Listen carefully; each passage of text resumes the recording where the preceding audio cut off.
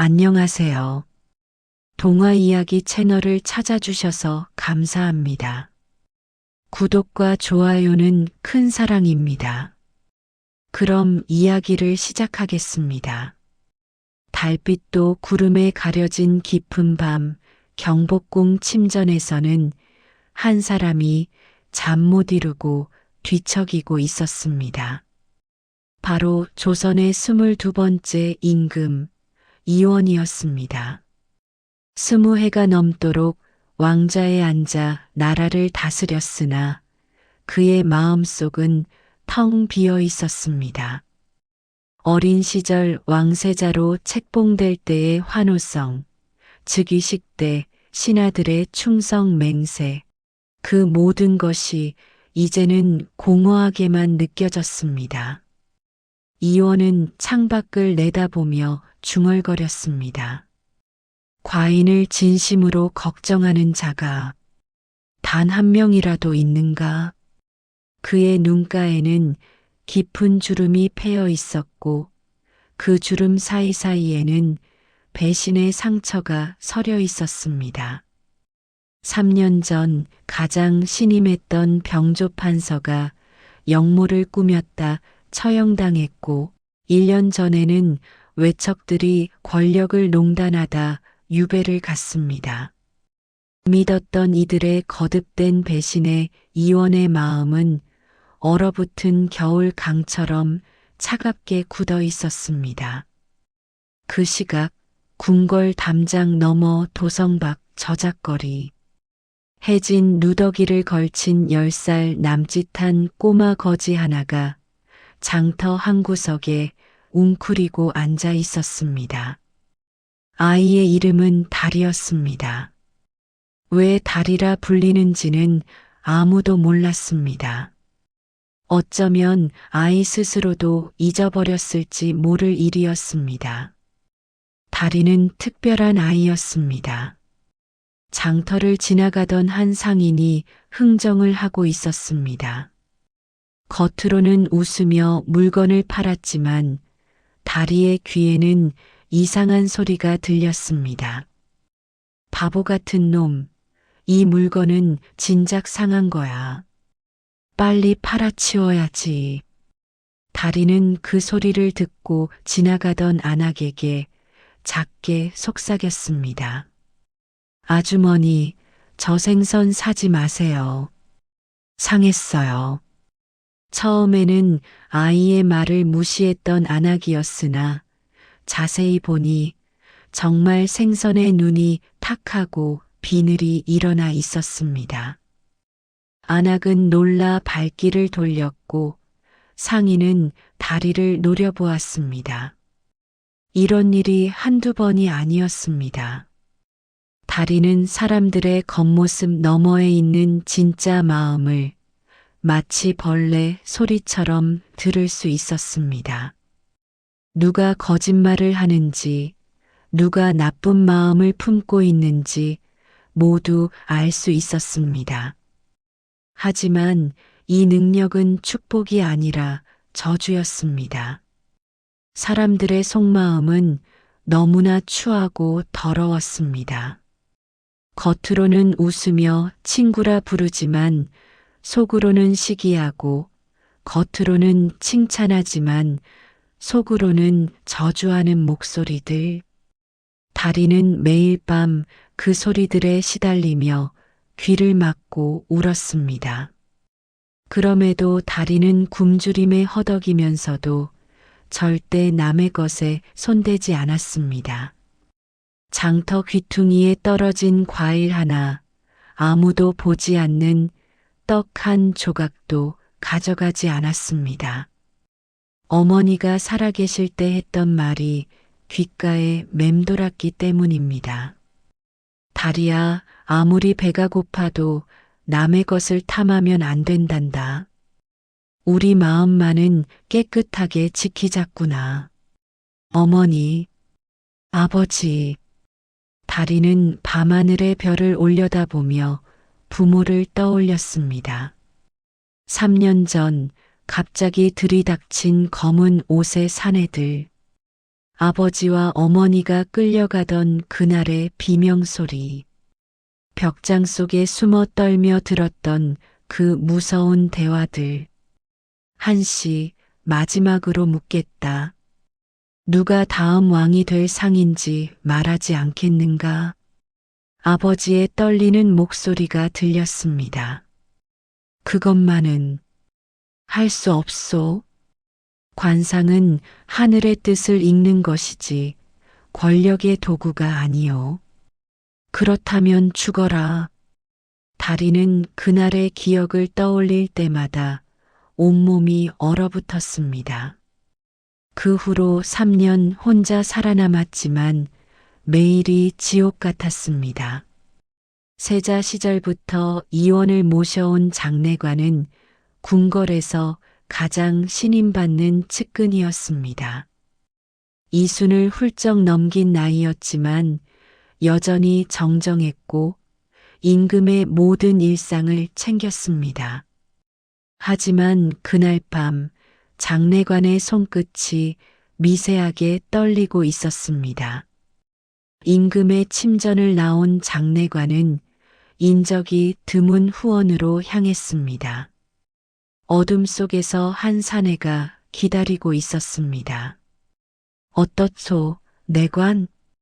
장례관은 주변을 살피며 낮은 목소리로 대답했습니다. 임금의 기력이 점점 쇠하고 있소. 곧 기회가 올 것이오. 좋소. 준비는 다 되어 있으니 때가 되면 알려주시오. 좌의정 대감께서 큰 상을 내리실 것이오. 두 사람의 그림자가 어둠 속으로 사라졌습니다. 하지만 그들은 몰랐습니다. 궁궐의 지붕 위에서 한 마리 까마귀가 그들을 지켜보고 있었다는 것을. 다음 날 아침 이원은 호위무사 무영을 불렀습니다. 무영, 오늘 밤 궁을 나서겠다. 전하, 위험하옵니다. 혹여 자객이라도. 과인이 두려운 것은 자객의 칼이 아니라 이 궁궐의 담장이다. 이곳이 과인에게는 감옥과 다름없구나. 무영은 더 이상 말리지 못했습니다. 임금의 눈빛에서 깊은 고독을 읽었기 때문입니다. 해가 지고 어둠이 내리자 이원은 평민의 옷으로 갈아입었습니다. 장례관과 무영이 수행했고 세 사람은 비밀 통로를 통해 궁을 빠져나왔습니다. 오랜만에 맡아보는 저작거리의 냄새, 기름 냄새, 술 냄새, 땀 냄새가 뒤섞인 그 냄새가 이상하게도 이원에게는 편안하게 느껴졌습니다. 역시 백성들의 살아있는 모습을 보니 마음이 놓이는구나. 이원은 가벼운 미소를 지으며 인파 사이를 걸었습니다. 하지만 그는 몰랐습니다. 어둠 속에서 누군가 자신을 주시하고 있다는 것을. 그때였습니다. 나으리, 나으리. 꼬마 거지 하나가 인파를 뚫고 이원에게 달려왔습니다. 바로 달이었습니다. 무영이 재빨리 아이를 막으려 했지만 이원이 손을 들어 제지했습니다. 무엇이냐, 꼬마야. 다리는 이원을 똑바로 바라보았습니다. 그리고 떨리는 목소리로 말했습니다. 나으리 옆에 배신자가 있어요. 뭐라고? 장례관의 얼굴이 굳어졌습니다.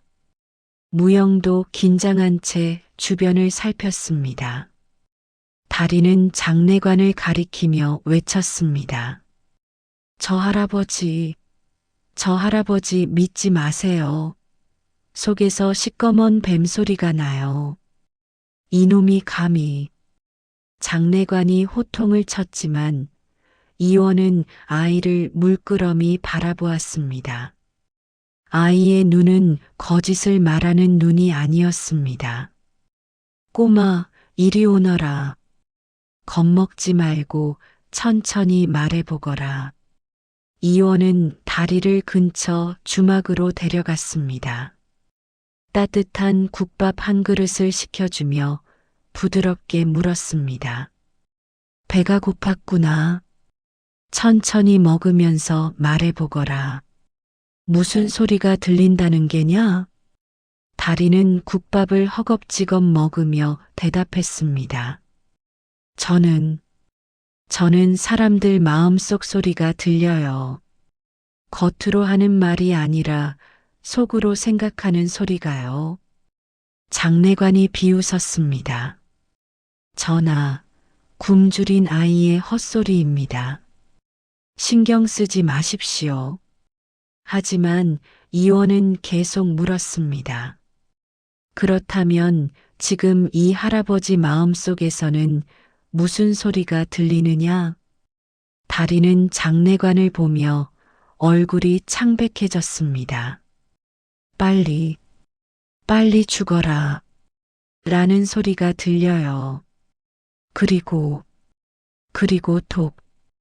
탕의 독을.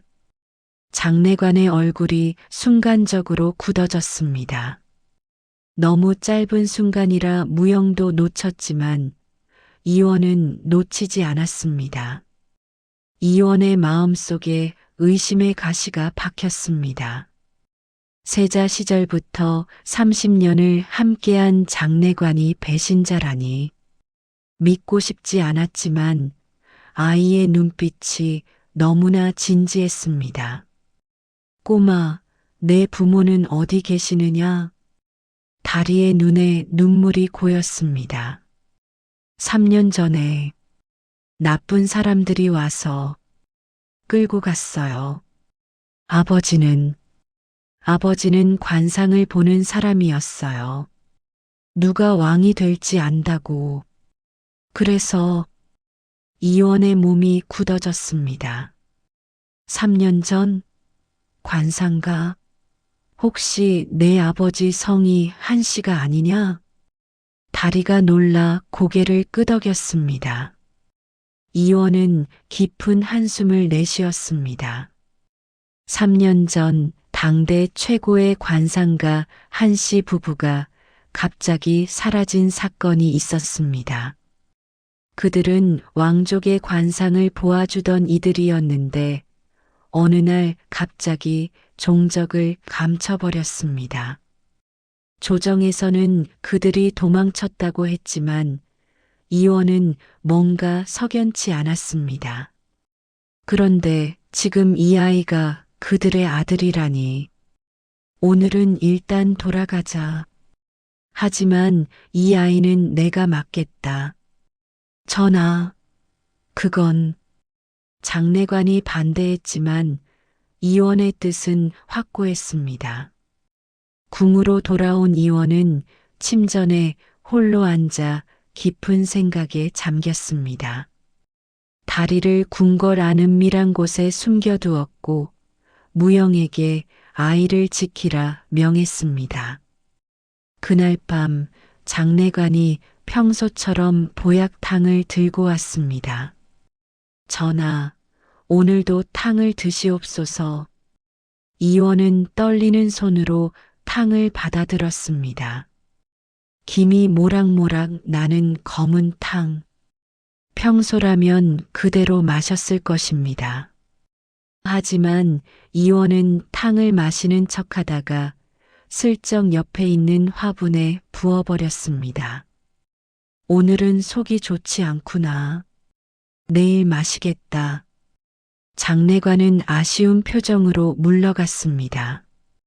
다음 날 아침 이원은 화분을 확인했습니다. 어제까지 푸르렀던 잎사귀들이 모두 시들어 말라 죽어 있었습니다. 이원의 손이 떨렸습니다. 분노가 아니라 배신감 때문이었습니다. 30년이었다. 30년을 함께 했는데 이원은 조용히 무영을 불렀습니다. 무영, 내게 밀명을 내린다. 장례관의 행적을 낱낱이 캐라. 누구를 만나는지, 어디를 가는지, 무엇을 하는지 모두 보고하라. 명을 받들겠사옵니다. 그리고 다리를 찾아라. 안전한 곳에 숨겨두어야 한다. 무영은 즉시 움직였습니다. 그는 궁궐 최고의 무사였지만 동시에 뛰어난 밀정이기도 했습니다.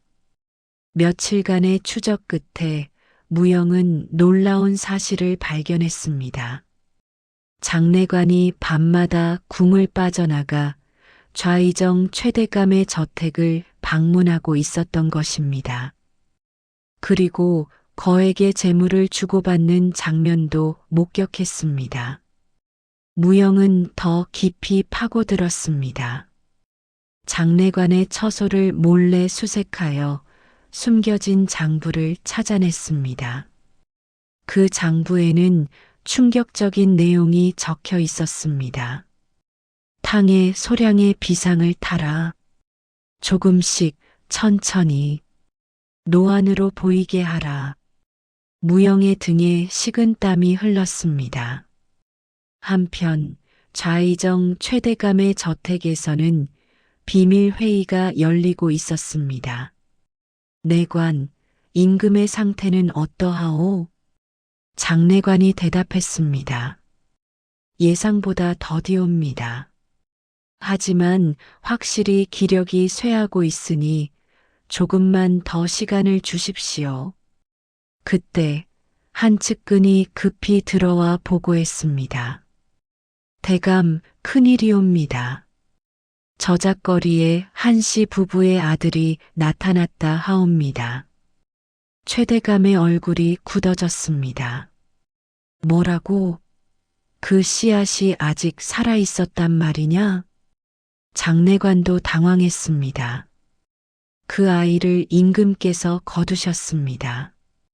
제가 말렸으나 최대감이 책상을 쾅 내리쳤습니다. 그 아이가 화근이 될 것이다. 당장 찾아서 입을 막아라.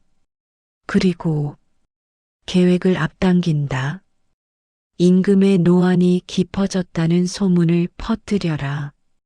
무영은 다리를 궁궐 밖 안전한 사찰에 숨겨두었습니다. 신뢰할 수 있는 승려에게 아이를 맡기고 자신은 밤낮으로 주변을 경계했습니다. 하지만 적들의 손은 빨랐습니다. 어느 날 밤 검은 옷을 입은 자객 5명이 사찰로 접근했습니다. 그들은 소리 없이 담을 넘고 지붕을 타고 다리가 숨어 있는 방으로 향했습니다. 다리는 잠들지 못하고 있었습니다. 아이의 귀에 무언가 들려왔기 때문입니다. 찾았다. 죽여라. 입을 막아라.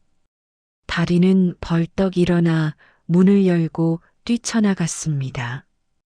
바로 그 순간 자객의 칼이 다리가 누워있던 자리를 갈랐습니다. 저놈이다. 잡아라.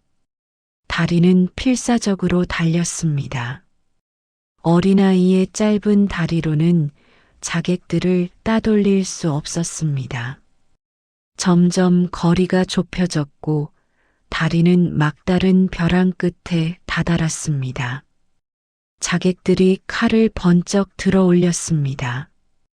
바로 그때였습니다. 싸!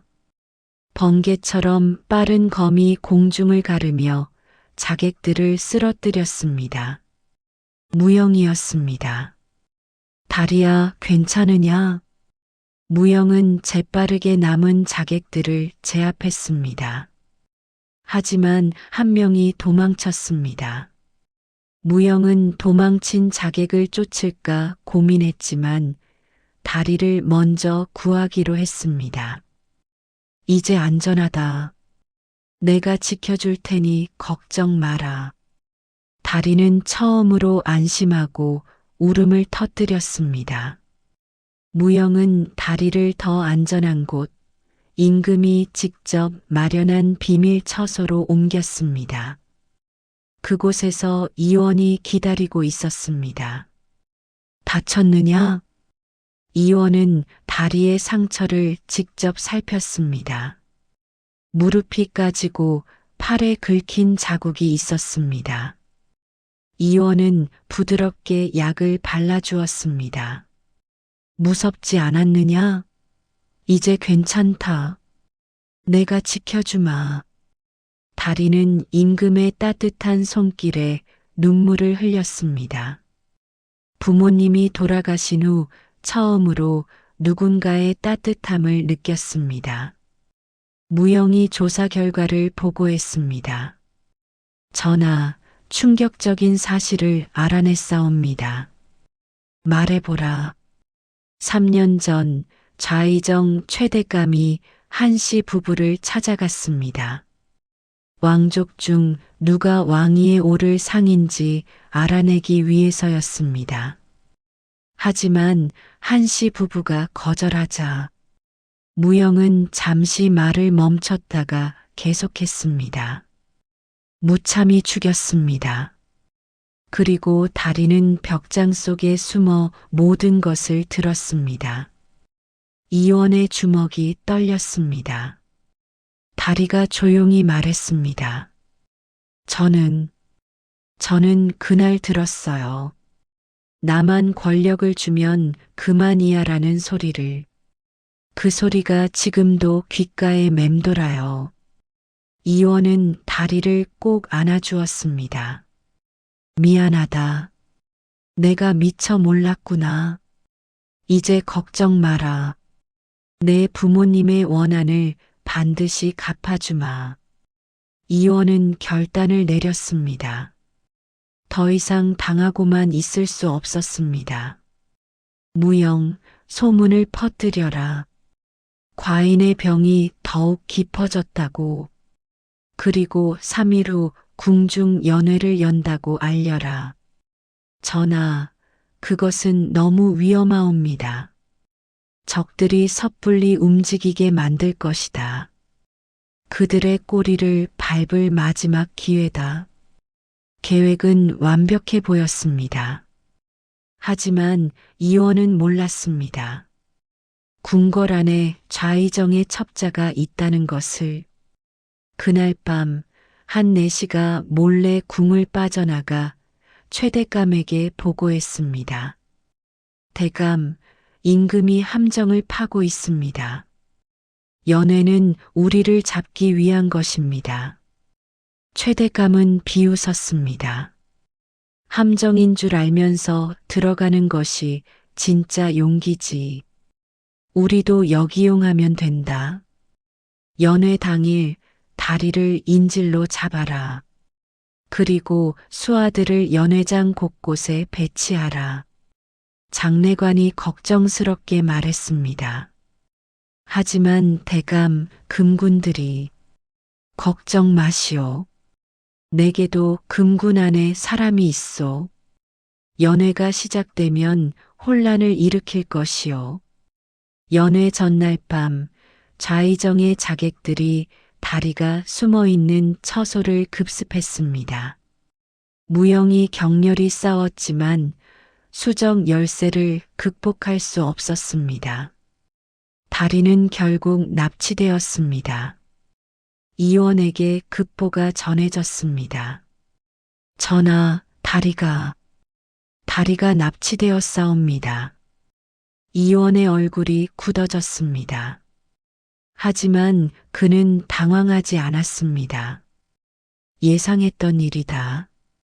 적들은 다리를 미끼로 쓸 것이다. 무영, 별동대를 준비하라.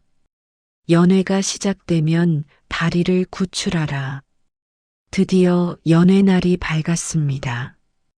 대전에는 신하들이 모여들었습니다. 좌의정 최대감도 당당히 들어왔고 장례관도 평소처럼 임금을 모셨습니다. 이원이 나타났습니다. 그의 모습은 놀라울 정도로 초췌했습니다. 비틀거리며 걷고 얼굴은 핏기가 없었습니다. 완벽한 연기였습니다. 모두들 고생이 많소. 오늘은 경들과 즐거운 시간을 보내고 싶소. 신하들은 서로 눈빛을 교환했습니다. 좌의정은 은근히 미소 지었습니다. 연회가 시작되었습니다. 음악이 울려 퍼지고 음식이 나왔습니다. 장례관이 조심스럽게 다가와 술잔을 올렸습니다. 그 술잔에는 맹독이 들어 있었습니다. 이번에는 소량이 아니라 단번에 목숨을 끊을 만큼의 독이었습니다. 전하, 소신이 올리는 술을 받아주시옵소서. 이원은 떨리는 손으로 술잔을 받아들었습니다. 주변 신하들이 숨을 죽였습니다. 술잔이 입술에 닿으려는 순간이었습니다. 전하, 전하. 연회장 문이 벌컥 열리며 다리가 무영의 등에 엎혀 들어왔습니다. 무영은 별동대를 이끌고 다리를 구출하는 데 성공한 것입니다. 다리는 무영의 등에서 내려 비틀거리며 이원에게 달려갔습니다. 전하, 그 술 마시지 마세요. 저 사람들 마음속에서 죽어라 하는 소리가 천둥처럼 치고 있어요. 순간 연회장의 공기가 얼어붙었습니다. 이원의 눈빛이 바뀌었습니다. 초췌했던 얼굴에서 날카로운 기운이 뿜어져 나왔습니다. 역적놈들, 내 기다리고 있었느니라. 이원은 술잔을 바닥에 내던졌습니다. 싸! 쏟아진 술이 돌바닥에 닿자 하얀 연기가 피어오르며 돌이 타기 시작했습니다. 맹독임이 명백했습니다. 신하들이 경악했습니다. 좌의정의 수하들이 일제히 칼을 빼들었습니다. 하지만 연회장 사방에서 금군 친위대가 쏟아져 나왔습니다. 이원은 이미 모든 것을 알고 있었습니다. 첩자의 존재도, 좌의정의 계획도, 좌의정 최대감, 내관 장씨, 그리고 그대들을 따르는 역적들이여. 너희들의 죄를 밝히겠다. 무영이 증거들을 가져왔습니다. 장례관이 빼돌린 재물장부, 독을 지시한 서신, 그리고 독약병까지. 연회장이 조용해졌습니다. 좌의정이 무릎을 꿇었습니다. 전하, 전하 용서하옵소서. 장례관은 바닥에 엎드려 울부짖었습니다. 전하, 소인이 잘못했사옵니다. 목숨만은 살려주시옵소서. 하지만 이원의 눈빛은 차가웠습니다. 다리가 좌의정 앞에 섰습니다. 당신이 우리 부모님을 죽였어요. 3년 전 그날, 나는 다 들었어요. 당신 마음속 소리를. 나만 권력을 주면 그만이야 그 소리를. 좌의정의 얼굴이 하얗게 질렸습니다. 이원이 선포했습니다. 역적 좌의정 최 씨와 내관 장 씨, 그리고 모든 가담자들을 3조까지 멸하라. 이것이 과인의 명이다. 연회장에서 비명과 아우성이 터져 나왔지만 이미 모든 것이 끝났습니다. 며칠 후 조정의 기강이 새로 세워졌습니다. 영모 가담자들은 모두 처형되거나 유배되었고 빈자리에는 충직한 신하들이 들어섰습니다. 이원은 다리를 불렀습니다. 다리야, 내 부모님의 억울함을 풀어드렸다. 미안하구나. 내가 미처 막지 못해서. 다리는 고개를 저었습니다. 아니에요, 전하. 전하께서 저를 믿어주셨잖아요. 저 같은 거지 아이의 말을. 이원은 다리의 머리를 쓰다듬었습니다. 과인은 명한다. 관상가 한씨 부부의 죄를 사하고 명예를 회복하라. 그리고 충절을 기리는 비석을 세워라. 다리는 눈물을 흘렸습니다. 또한 다리를 양자로 삼아 왕실에서 키우겠다. 전하, 그것은 신하들이 반대했지만 이원의 뜻은 확고했습니다. 이 아이는 과인의 목숨을 구했다. 그뿐 아니라 조선을 구했다. 신분이 무슨 상관이냐? 세월이 흘렀습니다. 다리는 임금의 후원으로 최고의 학자들에게 학문을 배웠습니다. 글을 읽고 쓰는 법, 역사와 철학, 병법과 정치까지 모든 것을 배웠습니다. 하지만 다리는 자신의 특별한 능력을 잃지 않았습니다. 여전히 사람들의 마음속 소리가 들렸습니다.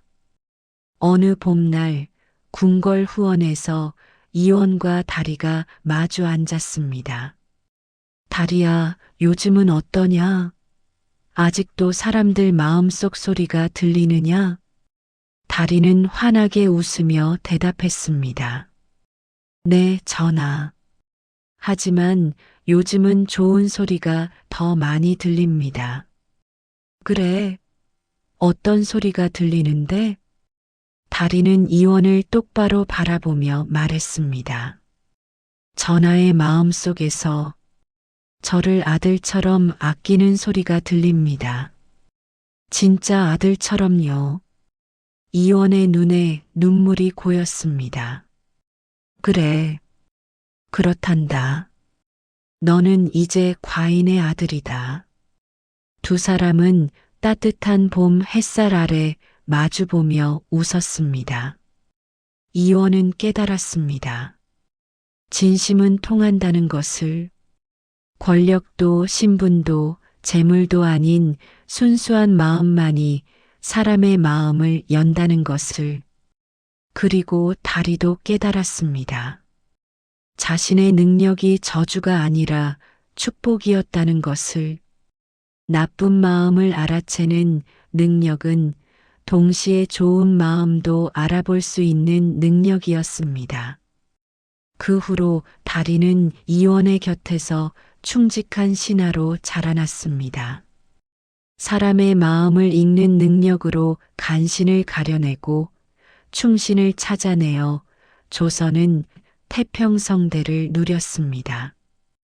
이원이 승하하던 날, 다리는 임금의 손을 꼭 잡고 있었습니다. 전하, 아버지, 감사합니다. 저를 구해주시고 믿어주시고 사랑해주셔서. 이원은 마지막 미소를 지으며 눈을 감았습니다. 그의 마지막 생각은 이것이었습니다.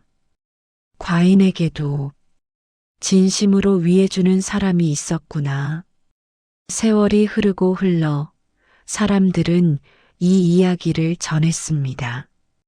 마음의 소리를 듣는 아이와 배신당한 왕의 이야기, 신분을 초월한 진심의 이야기, 그리고 진심은 결국 통한다는 교훈을. 오늘 이야기가 여러분의 마음에 작은 울림이라도 남겼기를 바랍니다. 우리 모두의 삶에도 진심으로 대하는 사람 한 명쯤은 있지 않을까요? 그리고 우리 또한 누군가에게 그런 사람이 될 수 있지 않을까요? 여러분은 지금 어디에서 이 이야기를 듣고 계신가요? 댓글로 편하게 남겨주시면 감사한 마음으로 인사드리겠습니다. 구독과 좋아요는 더 좋은 이야기를 만드는 힘이 됩니다. 다음 이야기로 다시 찾아뵙겠습니다. 감사합니다.